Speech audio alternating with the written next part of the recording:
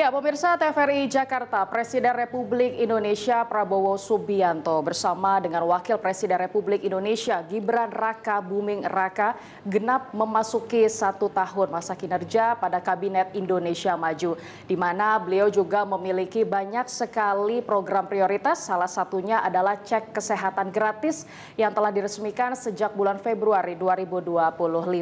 Tentu pemerintah pusat tengah gencar untuk bisa mendorong layanan kesehatan gratis bagi seluruh warga Indonesia, dan memang salah satunya yang ada di Kota Serang, program ini diterjemahkan ke dalam bentuk jaminan kesehatan daerah. Namun seperti apakah penerapan di lapangan? Bersama saya Suara Madinah, kurang lebih 60 menit ke depan bersama Perspektif kita akan membahasnya kali ini terkait dengan program kesehatan daerah bersama beberapa narasumber yang tentunya sudah hadir bersama saya di sini. Yang pertama saya akan memperkenalkan yaitu Dr. Haji Ahmad Hasanuddin MMkes selaku Kepala Dinas Kota Serang. Assalamualaikum. Waalaikumsalam warahmatullahi wabarakatuh. Ya, semoga dalam keadaan sehat Pak Kadis hari ini. Alhamdulillah saya hari ini sehat walafiat. Baik, terima kasih juga Pak. Sekali lagi suatu penghormatan Perspektif kali ini bisa hadir ya Pak ya di kantor Dinas Kesehatan Kota Serang, Banten. Dan selain itu juga yang kedua adalah Bapak Henry Gunawan dari Komnas Anak. Assalamualaikum Pak. Waalaikumsalam warahmatullahi wabarakatuh. Baik, semoga selalu dalam keadaan sehat hari ini. Terima kasih. Pak Henry sudah bergabung bersama kami juga dalam Perspektif. Dan yang ketiga kita juga sudah bersama dengan Bapak Eko Supriyatno, yaitu pengamat dari kebijakan publik. Assalamualaikum Bapak. Terima kasih Pak Eko sudah bergabung bersama kami. Semoga selalu dalam keadaan sehat juga. Ini menarik sekali Pak. Memang kalau kita bahas terkait dengan program dari sudah 1 tahun, Presiden kita tentunya banyak sekali hal yang dilakukan. Salah satunya adalah terkait dengan cek kesehatan gratis yang memang ini menjadi salah satu kepedulian dari pemerintah pusat untuk bisa memberikan kesehatan agar Indonesia sehat gitu ya. Tapi kalau dari Pak Kadis sendiri, kalau kita menyasar dulu ke Kota Serang Pak, bagaimana sih sebenarnya kondisi Kota Serang terkait dengan kesehatan warga yang ada di Serang, Banten ini? Oke. Terima kasih Bu Dina. Kota Serang ini sesungguhnya bukan kota yang besar. Hanya 266,77 km persegi saja. Yang terdiri dari 6 kecamatan. Dan juga penduduknya tidak sampai 1 juta. Hanya 768.377 saja. Dan ya sejauh ini Kota Serang mempunyai jaminan kesehatan terhadap warganya. Yang tadi nanti kaitannya dengan Bu Dina sampaikan cek kesehatan gratis ya. Memang cek kesehatan gratis ini unggulan dari Bapak Presiden kita. Semenjak bulan Februari sudah diluncurkan itu serempak di Provinsi Banten. Sudah dilakukan cek kesehatan gratis. Kepada siapa? Kepada anak-anak, kepada orang dewasa, dan kepada orang usia lanjut. Itu kami lakukan itu. Jadi mereka itu akan diperiksakan itu dengan tujuan apa? Tujuannya adalah agar dapat mengidentifikasi faktor-faktor resiko apa saja kalau dia datang pada saat dicek akan timbul sakit apa saja. Contoh barangkali begitu ada anak-anak atau juga ibu atau bapak barangkali datang. Dia ini mohon maaf perokok barangkali kan. Bukan barangkali memang ada perokok. Jadi sudah diidentifikasi bahwa ke depan sakitnya nanti akan apa. Contoh, kanker paru-paru kah? Ya sudah ada gambaran. Paru-paru kah, sesak napas kan, dan lain sebagainya. Kemudian juga teridentifikasi juga begitu datang dicek kesehatan gratis tadi, berbondong-bondong orang datang itu, oh ini berat badannya harusnya tidak seperti itu banyaknya. Ternyata ini melebihi daripada faktor normal sehingga obesitas. Nah sudah diidentifikasi faktor-faktor apa saja akan timbul di kemudian hari. Itu maksudnya cek kesehatan gratis. Ditambah orang yang sudah datang itu tadi kami mengidentifikasi, yang lain mendeteksi supaya terdeteksi kalau penyakit ini secara dini sehingga tidak ketahuan lebih parah lagi, atau juga mendeteksi pra penyakit. Itu tujuan dari Menteri Kesehatan Bapak Presiden faktor itu. Baik. Sehingga ketahuan itu. Baik. Kalau dalam bentuk implementasinya Pak, ini kan program pasti semua masyarakat juga apakah ini menjadi kabar gembira, katakanlah seperti itu.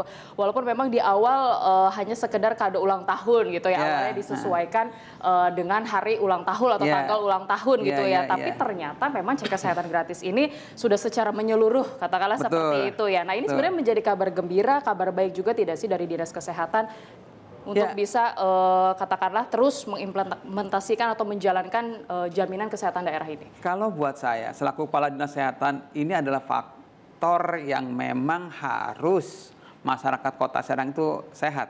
Saya diamanatkan oleh Bapak Wali Kota, Kepala Dinas Kesehatan tugasnya adalah bagaimana caranya orang-orang yang di Kota Serang sehat. Urusan kesehatan di Kota Serang adalah urusan Kepala Dinas Kesehatan Kota Serang. Seperti itu, Mbak. Tanggung jawab besar ya, Pak? Tanggung jawab besar. Jadi saya diamanat begitu. Ya, kebetulan masih dipercaya. Sejauh ini saya masih jadi Kepala Dinas Kesehatan Kota Serang. Baik, dan ini memang yang sangat rentan itu berkaitan dengan anak ya. Betul. Nah, maka dari itu Pak Henry juga hadir bagaimana dari Komnas Anak ini yang selalu memperhatikan bagaimana terkait dengan gizi. Itu yang paling penting, karena kalau misalnya gizi dimulai dari anak umur katakanlah usia dini, itu sangat berpengaruh besar untuk bangsa Indonesia juga gitu ya Pak ya, karena akan menjadi calon-calon katakanlah pemimpin yang baik gitu untuk kedepannya. Ini bagaimana sih sebenarnya kondisi yang memang tadi kalau dikaitkan dengan warga yang ada di Kota Serang? Ya, Komnas Anak sendiri memang melihat perkembangan yang sudah berjalan sejauh ini terkait dengan bagaimana program MBG misalnya, makan gizi gratis, kemudian ada beberapa proses-proses pengecekan kesehatan gratis itu dilakukan di banyak sekolah-sekolah. Kita melakukan monitoring juga ke beberapa sekolah itu, dan memang upaya-upaya itu tentu saja salah satunya adalah men-screening ya, memastikan bahwa anak-anak ini tentu saja ketika ada hal-hal yang itu berkaitan dengan kesehatannya, maka bisa dilakukan tindakan-tindakan yang bisa cukup cepat ya. Nah, kalau kemudian kita coba kaitkan dengan Undang-Undang Perlindungan Anak, tentu saja ini adalah salah satu hak anak yang memang harus terpenuhi. Dan siapa yang perlu memenuhinya? Tentu orang-orang dewasa, dan tentu saja ada pemerintah dalam hal ini. Nah, dalam proses ini kita melihat upaya-upaya ini tentu saja perlu juga dikuatkan dengan beberapa hal yang ada di lapangan ya, misalnya ketika dilakukan proses screening menggunakan pengecekan kesehatan gratis, tentu kita juga perlu melihat apakah memang data informasi yang memang nanti akan terekam ini aman tidak untuk riwayat digital anak-anak, karena di beberapa kejadian-kejadian sebelumnya kan kita memang sering mendapatkan informasi juga ya, ada upaya-upaya kemudian memperjualbelikannya di dark web dan sebagainya. Tapi harapan kami tentu saja karena ini adalah informasi yang paling berharga terkait dengan bagaimana informasi kesehatan anak-anak hari ini, maka kalau itu kemudian bisa kita jaga bersama, lalu kemudian bisa diberikan intervensi yang kaitannya dengan menguatkan sisi kesehatannya, tentu kita bersyukur kalau ini kemudian bisa berjalan dengan maksimal. Baik, ini kan sudah berjalan sejak bulan Februari ya, berarti kan ada beberapa bulan gitu telah katakanlah dilakukan jaminan dari kesehatan daerah ini. Nah, ini bagaimana reaksi dari Komnas Anak? Ya, tentu kami pertama mendukung karena ini adalah bagian penting dari bagaimana hadirnya negara untuk memastikan kesehatan anak itu terpenuhi. Nah, dalam hal ini upaya-upaya untuk melakukan proses screening itu adalah bagian untuk memastikan kesehatan anak bisa terpenuhi ya, upaya itu. Nah, dalam rangkaian itu tentu saja kami juga dalam beberapa kali lakukan proses monitoring itu seringkali juga berkoordinasi ya untuk memastikan apakah sekolah A sudah semua, sekolah B sudah semua. Kemudian apakah memang ada hal-hal yang kemudian perlu intervensi bersama, misalnya di kejadian-kejadian di mana ada anak-anak yang misalnya mendapatkan memiliki riwayat kesehatan yang itu perlu untuk pendampingan oleh lingkungan sekolahnya, lingkungan sekolahnya harus tahu. Nah, itu yang kemudian kita dorong juga untuk memastikan bahwa pihak sekolahnya harus tahu, teman-temannya harus tahu bahwa ada yang harus dilindungi bersama-sama berkaitan dengan riwayat kesehatannya. Nah, hal-hal seperti ini yang mungkin dalam beberapa kali kami lakukan proses monitoring untuk memastikan itu bisa tersampaikan. Berarti memang program ini pas sekali gitu ya, hadir betul, sebagai betul. penguat itu tadi ya. Betul. Baik, nah ini kalau sebagai pengamat gitu, Pak Eko melihat ya selalu menganalisa, lalu juga katakanlah yang selalu juga memantau gitu bagaimana perkembangan di Kota Serang ini khususnya kesehatan pada warganya gitu untuk menuju Indonesia sehat. Nah apa yang mungkin bisa disampaikan terkait dengan pantauan sejauh ini untuk warga terkait kesehatannya gitu di Kota Serang? Ya, kalau bicara kesehatan gratis ya, itu kan bicara keadilan sosial. Jadi bagi rakyat kecil, kalau mendengar kesehatan gratis itu senangnya minta ampun. Jadi ini bukan pilihan, tapi sebuah bahasa lebaynya itu hidup dan mati gitu kan. Tetapi salah juga kalau kebijakan kesehatan gratis itu bentuk belas kasihan negara atau pemerintah terhadap rakyat. Kan kesehatan gratis itu adalah tanggung jawab kewajiban negara atau pemerintah terhadap masyarakatnya. Nah yang kedua, secara gagasan, moral atau politik saya pikir publik perlu mengapresiasi ya. Karena ia menjelaskan bahwa kesehatan itu kan hak dasar warganya. Tetapi seiring waktu kan banyak persoalan, banyak disparitas, banyak kesenjangan misalkan. Bagaimana kebijakan dari pusat datang ke daerah tanpa instrumen, tanpa duit, tanpa cuan gitu kan, membuat Pemda sekitar gagap misalkan. Nah dalam hal ini saya lihat ada 3 persoalan mendasar lah. Yang pertama misalkan tentang keterbatasan kapasitas finansial daerah ya. Ketika pusat mengamanatkan sebuah program atau kebijakan tanpa pembiayaan, tanpa sebuah instrumen, saya pikir bahasanya itu gagap mereka itu. Jadi budgeting, jadi pusing, jadi linglung. Kalau dalam teori Grindel itu imajinasinya lelah, 6L, lemah, letih, lesu, lunglai, leklok. Nah yang kedua saya pikir setiap kepala daerah itu punya genre prioritas masing-masing. Bila kepala daerah fokus terhadap sebuah infrastruktur, ini riset ya, itu kadang-kadang urusan-urusan kesehatan itu di nomor 2 gitu ya. Jadi lebih fokus kepada infrastruktur. Nah yang ketiga saya pikir perlu sebuah sinkronisasi data ya. Karena butuh satu frekuensi bagaimana mekanisme rujukan, bagaimana standar layanan. Jadi kesimpulan saya itu sinkronisasi itu tidak melulu copy paste aturan pusat dibawa ke daerah mengganti judul saja, tetapi ada sebuah harmonisasi kelembagaan, harmonisasi sinkronisasi.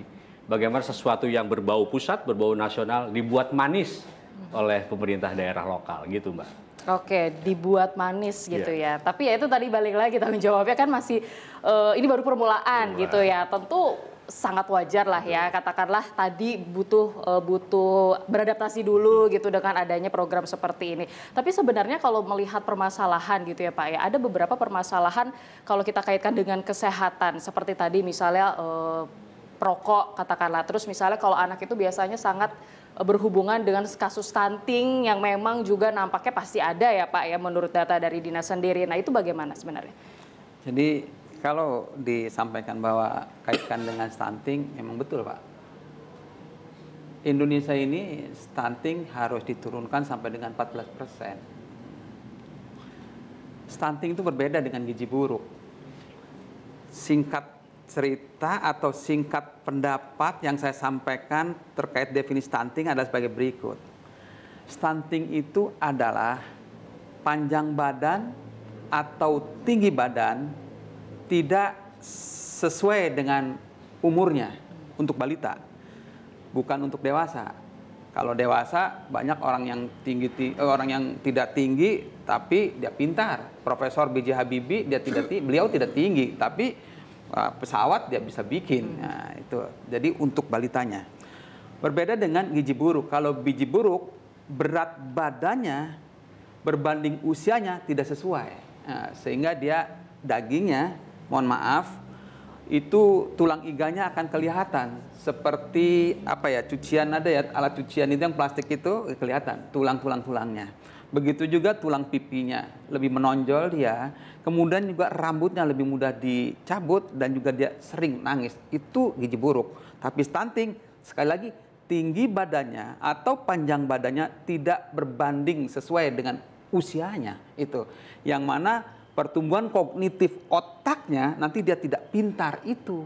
Makanya penting itu untuk mencerdaskan anak bangsa yang dipetik nanti 20 tahun yang akan datang. Salah satu jembatan, saya bilang salah satu ya, bukan, kan banyak nih, adalah yang menghantarkan jembatan ini Indonesia dari negara yang berkembang menjadi negara yang maju ada berantas dengan stunting. Dengan cara apa? Salah satunya beli makanan yang bergizi. Oke, Itu. baik Ini, nanti. Iya, ini program bukan bagus ya, nanti kaitannya bisa menghilangkan stunting itu. Program ini bukan bagus, bahkan sangat bagus. Nanti saya sampaikan sangat bagusnya apa, bagusnya apa. Saya bisa sampaikan. Bagusnya apa, kita harus jeda dulu sejenak gitu ya Pak. Baik. Jangan kemana-mana, tetaplah bersama kami di Perspektif.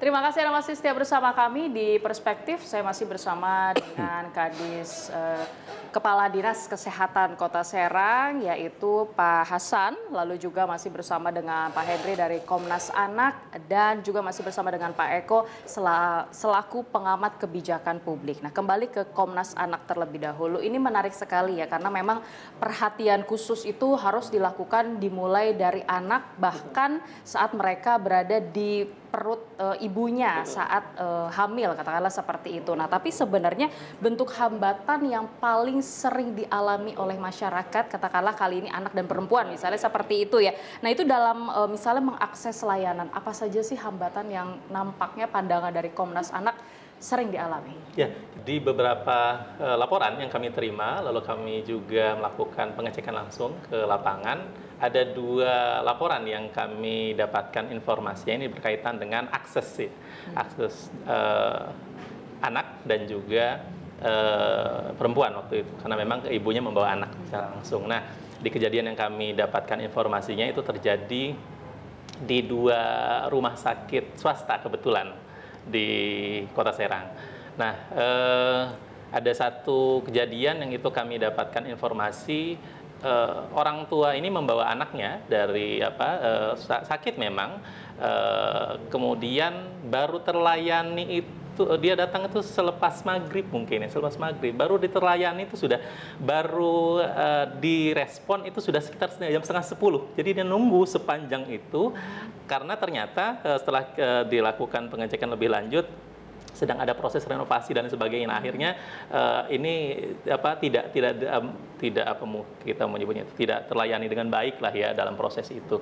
Nah, ini yang kami temukan salah satu kejadian prosesnya ketika mereka mencoba untuk mengakses ya dari sisi kesehatan. Kemudian yang kedua, di kasus yang berbeda ini kalau tidak salah di kabupaten, di kasus yang di mana informasinya anak tersebut mendapatkan layanan kesehatan, lalu kemudian dalam prosesnya ditolak karena menggunakan BPJS. Ya. Nah, ini kami dapatkan informasi dan kemudian dibawa ke rumah sakit provinsi, dan sampai di rumah sakit provinsi sudah meninggal ya waktu itu. Nah, ini bagaimana akses yang kemudian tidak terpenuhi dengan baik, itu kami temukan juga di beberapa kasus-kasus. Tapi yang kemudian kami juga perlu untuk sampaikan, ketika hal-hal ini terjadi tentu harus ada respon yang cukup baik juga terkait dengan apakah ada SOP untuk penanganan atau ada sanksi yang bisa diberikan kepada lembaga-lembaga atau kepada rumah sakit atau yang memang ini tidak melayani dengan baik ya misalnya. Jadi setelah dilakukan kemudian dapatlah temuan misalnya rekomendasi apa yang kemudian bisa diberikan untuk layanan-layanan seperti itu agar tentu saja ada perbaikan. Harapan kami ya tentu saja ini ada perbaikan-perbaikan. Nah, apakah memang ada kejadian-kejadian lain? Ada, hanya memang yang kemudian kami dampingi secara langsung di 2 kasus itu. Baik, itu bukan di Kota Serang? Ada yang di Kota Serang salah satunya. Nah, ini langsung ditanggapi boleh Pak Kadis, karena kan ini juga bisa menjadi katakanlah untuk pelajaran juga, katakanlah ini kan mungkin bukan dari sisi kepala dinasnya, tapi juga yang berada di puskesmas atau vaskes mereka gitu ya. Ini bagaimana? Ada tadi 2 kasus, seperti yang pertama adalah proses yang begitu lama, lalu juga penolakan yang dilakukan. Oke, terima kasih. Sesungguhnya ini memang tidak boleh terjadi. Ya, oleh karena di kita ada sistem, namanya sistem aplikasi yang manakala anak itu berobat kemudian diharuskan untuk dirujuk. Tadi kan datang ke fasilitas kesehatan tingkat pertama, kemudian ini terjadinya di rumah sakit, berarti dirujuk ke fasilitas tingkat lanjutan. Kenapa dirujuk? Karena satu, mungkin sumber daya manusia tidak ada, spesialis tidak ada di puskesmas. Kemudian yang kedua, sarana dan prasarana di puskesmas tidak memadai, maka dirujuk. Pada saat dirujuk itulah, maka dibukalah aplikasi. BPJS mempunyai aplikasi di setiap FKTP. Akan ketahuan di mana tempat yang masih kosong, gitu loh. Kemudian akan ketahuan juga rumah sakit mana, kemudian akan ketahuan juga siapa dokter spesialis anaknya. Jadi itu fungsinya, manakala ini ditutup, oh nggak bisa mas, ini nggak bisa ke rumah sakit A, umpamakan harus ke rumah sakit B. Oh nggak bisa ke rumah sakit B karena penuh atau sudah antrian sudah banyak, harus ke rumah sakit C. Itulah perlunya. Makanya kalau itu ditempuh, ini tidak akan terjadi ini. Sebenarnya sistem sudah ada itu. Ya itu harus mengikuti transformasi digitalisasi. Nah itu dia kita. Kan? Kalau itu kan sangat memudahkan kita, akhirnya bermanfaat buat kita. Mudah-mudahan kalau itu ditempuh, kejadian tadi, oh akhirnya dilayani dari jam sekian, kok bisa dilayani jam 10 malam? Karena tadi ngantri tadi. Sistem itu kalau dipakai dengan baik terhindar itu. Jadi itu saran saya segitu. Baik. Kalau dari sisi pengamat gitu, Pak Eko, ini kan menjadi permasalahan yang mungkin bukan hanya di Kota Serang saja, tapi juga hampir semua daerah gitu ya. Biasanya adalah mereka selalu mengeluhkan terkait dengan antrenya begitu lama, misalnya bahkan ada beberapa juga yang viral katakanlah seperti itu. Nah ini bagaimana tanggapannya? Apakah memang menjadi salah satu tantangan juga nih? Ya menurut saya berangkat dari apa? Saya punya buku Mbak, namanya Birokrasi Kalkulator ya, atau kebijakan berwajah publik ya.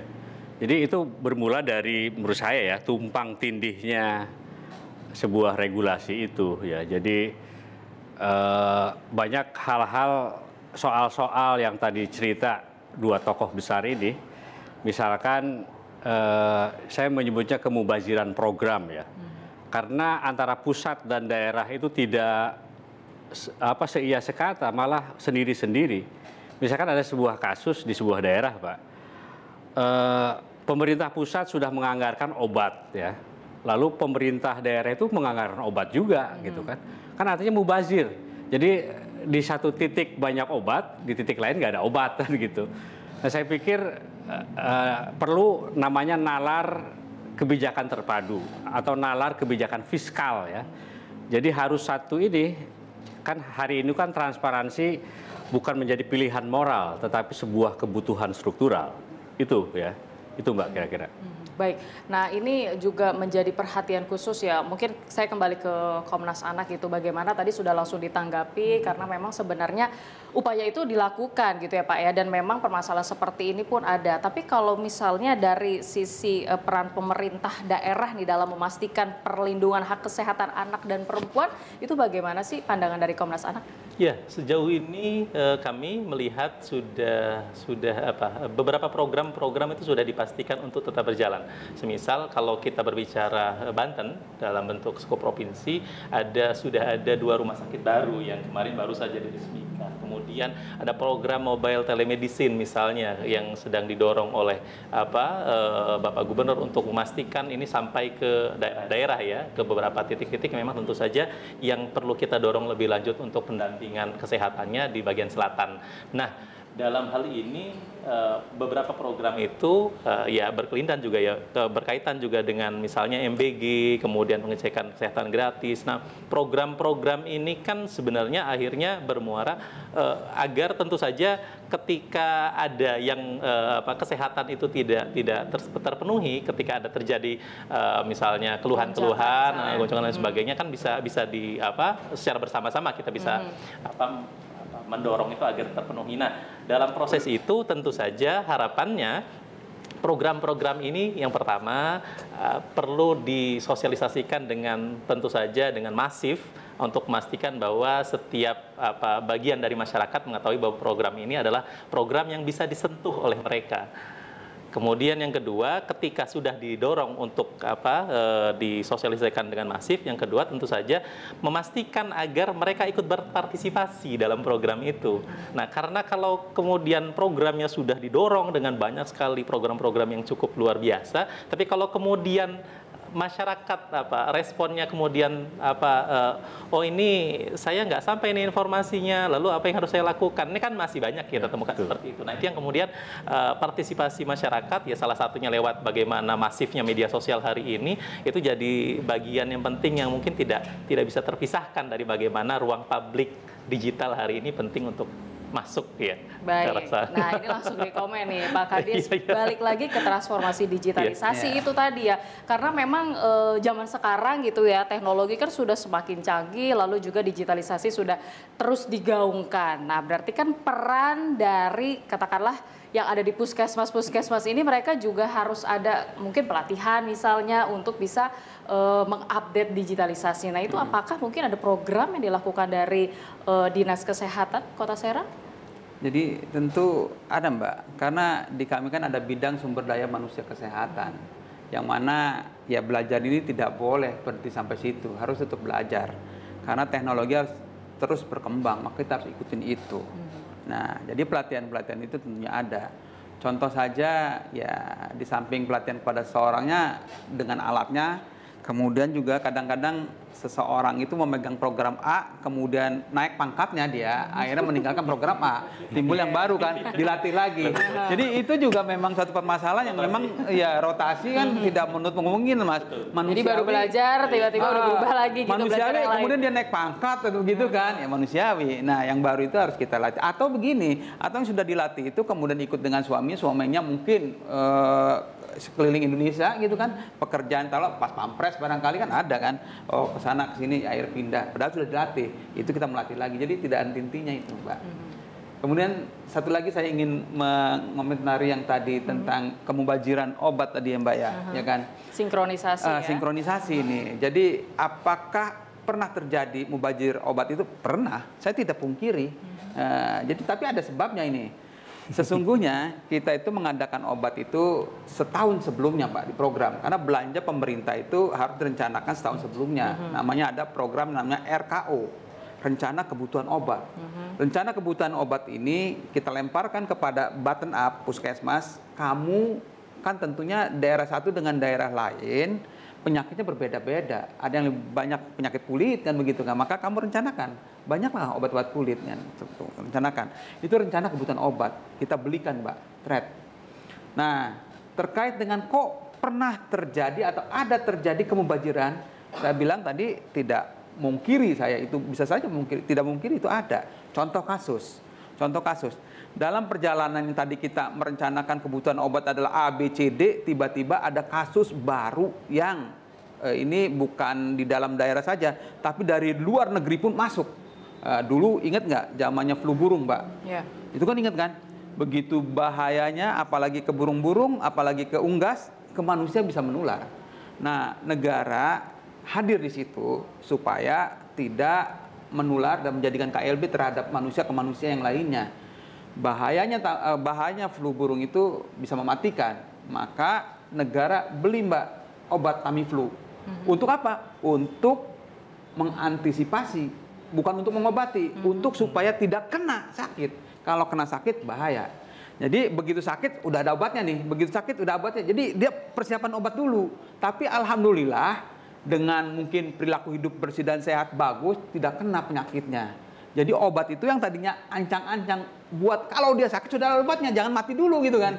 Nah itu dia, akhirnya tidak sakit, kadang beli. Itu Baik. contohnya itu Pak, melindungi supaya tidak terjadi sakit dulu, mati dulu itu ada. Tapi kalau sudah tidak ada yang sakit karena hebat, perilaku hidup bersih dan sehatnya bagus, yang nggak jadi sakit. Tapi obat sudah kadang dibeli. Itu jadi akhirnya. Karena memang kesehatan itu juga harus katakanlah kita benar-benar jaga dari lingkungan sekitar kita gitu ya. Misalnya kebersihan kita dalam keseharian itu sangat berpengaruh juga. Betul, gitu ya. Baik. perilaku hidup bersih dan sehat. Tapi masalah obat tadi itu yang saya jawab tadi. Gitu lah. Oke, Jaga-jaga gimana nih. sudah langsung ditanggapi ya Pak Eko ya. Gitu.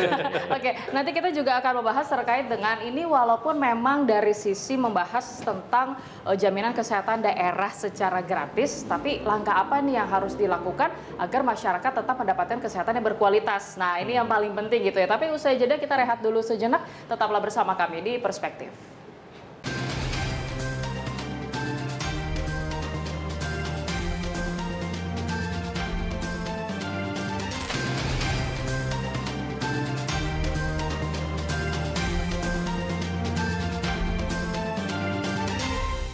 Ya, program kesehatan daerah masih kita bahas dalam Perspektif dan ini merupakan segmen terakhir, berarti ada beberapa hal yang lebih penting lagi, tentunya harapan dan juga pesan untuk masyarakat. Nah, tapi yang paling menarik adalah bagaimana cek kesehatan gratis atau jaminan kesehatan daerah secara gratis ini tentunya harus tetap warga atau yang ada di Kota Serang ini mendapatkan cek kesehatan secara berkualitas, katakanlah seperti itu. Nah, ini berarti peran dari Dinas Kesehatan yang harus terus mendampingi kesehatan warga demi Indonesia sehat gitu, Pak.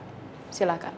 Oke, jadi saya juga memberikan pelayanan kesehatan yang tentunya dari waktu ke waktu harus lebih mumpuni, ya kan. Manakala pasien-pasien itu datang untuk cek kesehatan, dalam hal ini screening ya.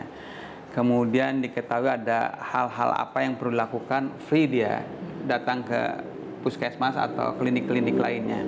Begitu juga orang yang tidak sakit pun memeriksakan kehamilan bukan karena sakit dia kan, tapi dia karena memang hamil. Jadi Kota Serang juga, bahkan seluruh Indonesia barangkali, ini kualitas pelayanan kesehatannya semakin ditingkatkan.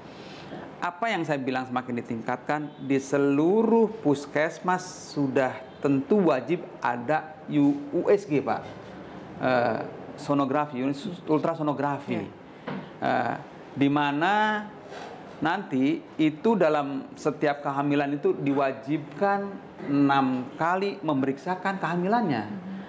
Kalau istilah kedokteran ANC, antenatal care, itu memberikan kualitas yang menurut saya dari tahun ke tahun itu harus tambah mumpuni. Sekarang harus ada USG, tidak ada USG itu harus keharusan. Dan juga itu harus pemenuhi 6 kali itu kapan? 1 kali di triwulan pertama, 0 sampai 3 bulan harus 1 kali harus datang dia. Free, tidak dipungut bayaran. Kemudian yang kedua kalinya di triwulan yang kedua, 2 kali dia, berarti sudah 3 kan.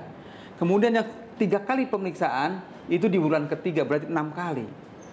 Itu harus dilakukan semuanya free. Dan lakukan USG. Jangan khawatir, jangan menganggap bahwa puskesmas itu hanya mengobati pusing, keseleo dan masuk angin. Tidak. Tapi sebenarnya sudah terpadu. Nah, mereka juga harus dilayani di FKTP, Mbak. Melahirkan harus dilayani dengan FKTP karena normal. Kapan dia boleh dirujuk ke tingkat lanjutan manakala ada kasus. Nah, contoh, di dalam perutnya bayinya itu melintang. Berbeda antara sungsang dan melintang berbeda. Kalau sungsang itu berarti kepalanya di atas. Kan harusnya sudah matang, kepalanya di bawah. Nah, ini kepalanya di atas baru sungsang, dia kakinya yang di bawah. Tapi ada melintang. Melintang itu semakin usia daripada kehamilan maka semakin besar dia, si janin itu. Maka semakin sedikit kemungkinan berputar di dalam rahim yang terapung-apung di dalam air ketuban. Nah, susah dia, maka harus disesar dia. Nah, barulah dirujuk dia. Karena harus sumber daya manusianya harus spesialis. Dan itu kalau ada masalah. Kalau ada gitu masalah, ya. tidak ada masalah, selesaikan di FKTP. Karena pemerintah sudah membiayai, belikan USG semuanya. Pusat sudah memberikan dengan anggaran dari pusat itu berikan USG. Bukan hanya itu saja, kata Mbak itu kan tadi kualitasnya bagaimana. Nah, setiap posyandu semuanya pusat sudah memberikan alat yang namanya antropometri. Di mana alat antropometri itu untuk timbangan, kemudian alat ukur tinggi badan. Timbangan itu connect dengan digital, Mbak. Masuk aplikasi bahwa dia berat badan sekian, tinggi badan sekian, terbaca ke pusat. Kebaca ke pusat. Jadi kalau seandainya daerah itu santai-santai saja, capaiannya berapa di puskesmasnya akan terbaca di pusat. Ini dari untuk keseluruhan warga pun bisa, pusat bisa sampai pantau. ke pusat. Karena ada yang namanya alat antropometri itu connect dengan aplikasi. Kalau di Indri, ente masuk, bisa masuk, Mbak. Ya, alat antropometri itu sepaket, ada timbangannya, ada ukur tinggi badannya. Yang tadi juga untuk stunting bisa ukur, ya, kan? Betul. Yang saya bilang panjang badan atau jadi tinggi badan terlihat gitu ya, Pak ya. Pusat, Baik, gitu. baik. Jadi Pak Eko. kan kaitan dengan kualitas tadi. Betul. Baik. Nah, ini kan memang kembali lagi Pak, sebagai kebijakan publik yang paling ditakutkan atau dikhawatirkan kan adalah ada beberapa mungkin masyarakat yang masih katakanlah tidak berani melapor, misalnya Pak ya, ada terjadi permasalahan. Misalnya tadi menurut data Komnas Anak mungkin ada, tapi dari sisi katakanlah mungkin konsultasi seperti itu ya. Tapi kalau dari sisi masyarakat, karena kan ini kan juga untuk perbaikan dari yang ada di Vaskes atau mungkin puskesmas yang ada di tiap-tiap daerah. Nah, terkadang apa yang mungkin harus mereka lakukan kalau seandainya mereka punya kritik atau saran agar nanti juga didengar gitu oleh Dinas Kesehatan? Ya, itu yang disebut dengan partisipasi publik itu ya. Jadi partisipasi publik itu kan benteng terakhir dari integritas kebijakan. Kalau istilah saya itu namanya mandat moral rakyat atau tanggung jawab kebangsaan.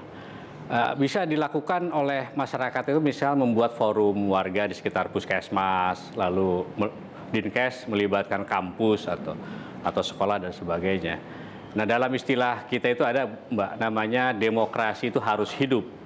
Jadi demokrasi itu kan bukan ramai di kantor-kantor perkantoran birokrasi, tapi ramai di hati publik. Atau istilahnya bagaimana kejujuran, kritik itu kan bagian dari budaya dan keadilan bagian dari tujuan bersama. Nah, saya pikir ada dua catatan juga bagaimana program ini berlanjut selamanya atau husnul khotimah. Yang pertama menurut saya perlu sebuah kepastian pendanaan. Nah, kritik saya itu namanya sindrom duapa, Mbak, mentalitas subsidi. Ya. Jadi pemerintah daerah itu kalau masih menengadahkan tangan pusat, bagaimana APBN dan lain-lain, saya pikir tidak akan maju-maju. Jadi perlu inovasi, kemandirian, ya itu kalau programnya itu genrenya daerah sendiri itu lebih asik, lebih menikmati, lebih fokus. Lalu yang kedua, menurut saya itu libatkan publik secara konkret. Kalau kita musrembang, reses itu bohong-bohongan, seremoni ya. Iya Pak, benar nggak? Ada reses, ada musrembang itu kan tidak. Jadi partisipasi publik itu jangan dijadikan penonton kebijakan. Jadi rakyat, masyarakat dijadikan bagaimana mereka aktor perubahan itu, bahkan aktor peradaban itu. Baik, kalau dari sisi Komnas Anak gitu, apa yang mungkin katakanlah kebijakan atau hal yang perlu diperbaiki gitu? Ini kan diskusi bersama dengan Dinas Kesehatan, berarti kan ada perhatian khusus juga nih dari Komnas Anak. Silakan. Iya, kalau dari sisi harapan tentu saja yang pertama dari beberapa hal yang kemudian kami temukan di lapangan, hal yang memang perlu dikuatkan tentu saja salah satunya adalah kaitan dengan kolaborasi. Kolaborasi ini sepertinya menjadi bagian penting yang mungkin perlu untuk dimaksimalkan. Misalnya kalau kita berbicara tentang bagaimana di kelurahan-kelurahan atau kecamatan-kecamatan, misalnya ada puskesmas di bawah Kementerian Pemberdayaan Perempuan Perlindungan Anak itu ada nama forum warga yang namanya PATBM, Perlindungan Anak Terpadu Berbasis Masyarakat. Jadi kalau kemudian perlindungan anak terpadu berbasis masyarakat ini yang bagian penting itu jadi di dalamnya itu ada lurah, kemudian ada seklurnya, ada carik ya. Nah itu bisa juga kemudian nanti menyampaikan informasi itu sampai ke masyarakat di sekitarnya, apalagi yang berkaitan dengan perlindungan anak. Jadi kalau kemudian itu dikuatkan dengan bentuk kolaborasi, tentu kami harapkan itu jadi bagian yang kita dorong agar program-program yang sudah cukup maksimal dalam upaya-upaya baik dari pusat, kemudian provinsi maupun kota, ini bisa sampai benar-benar menyentuh di lapangan dengan melibatkan banyak sekali stakeholder yang ada di daerah-daerah di bawah ya, di akar rumput. Jadi kalau kemudian upaya-upaya kolaborasi itu dilakukan, selain memang rekan-rekan di dinas kesehatan ada kader biasanya, kemudian di beberapa lembaga-lembaga lain, misal di dinas sosial, kemudian ada TEKSK, kemudian di bawah Kemen PPA, di bawah DP3AKB gitu ya, itu ada PTBM. Nah kalau itu kemudian saling bersinergi, ya harapan kita tentu saja program ini bisa tentu saja menyentuh secara langsung akar rumput yang ada di tengah-tengah masyarakat. Baik, ini ada katakanlah tanggapan langsung gitu ya mewakili Komnas Anak dan juga dari pengamat bagaimana kolaborasi, sinergitas, katakanlah seperti itu, dan juga kerjasama misalnya antara puskesmas dengan warga sekitar. Nah ini bagaimana mungkin yang menjadi juga inovasi? Apakah langkah ini juga akan menjadi perencanaan dari Kadis sendiri gitu bersama dengan stakeholder terkait di Dinas Kesehatan?